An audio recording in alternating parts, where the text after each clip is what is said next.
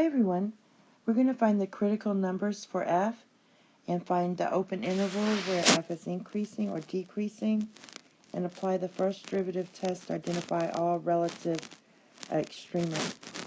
So our min and maxes basically. So the first thing we do is take the derivative of this function,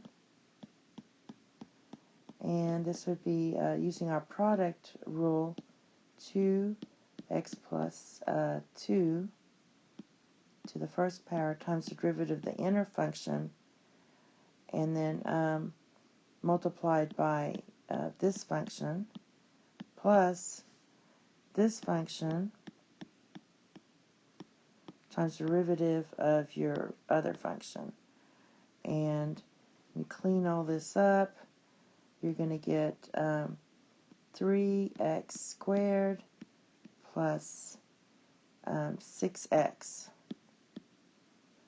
Alright, and what we can do is factor out a 3x, and you get x plus 2.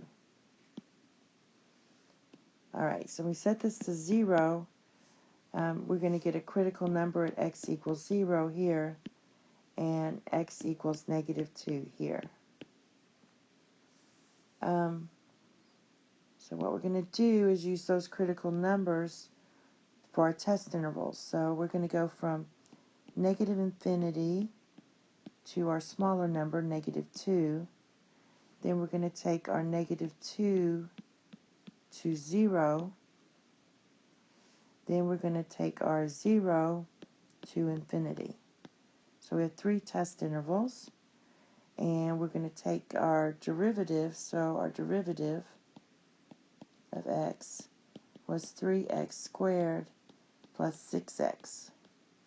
And we're going to plug in points. So if I plug in, say, negative 3,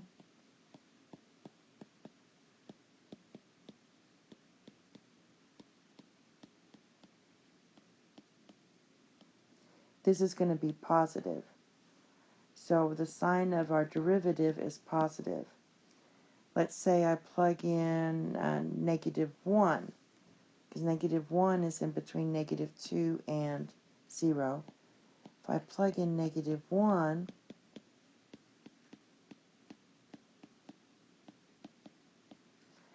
this is going to be negative. So the sign of my derivative is negative. And for the last one, if we plug in 1, clearly you can see if you plug in 1 in here, that's going to be positive. So that's going to be positive. So we have increasing,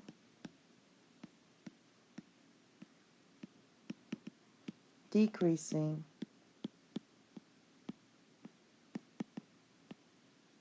and then back to increasing.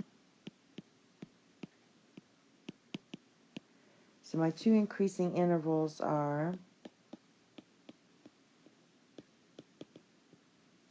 negative infinity to negative 2 and 0 to infinity. And my decreasing is from negative 2 to 0 right here. And now, if you recall, your critical numbers are x equals negative 2 and 0. So I'm going to take my original function,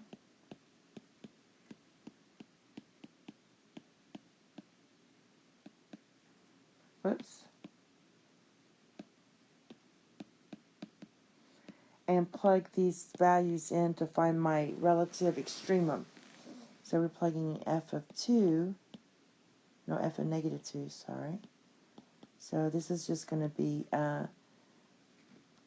if you plug in negative 2, you're going to get 0 squared times negative 3. That just equals 0. And if I plug in 0, I'm going to get 2 squared times 1. So that's going to equal 4.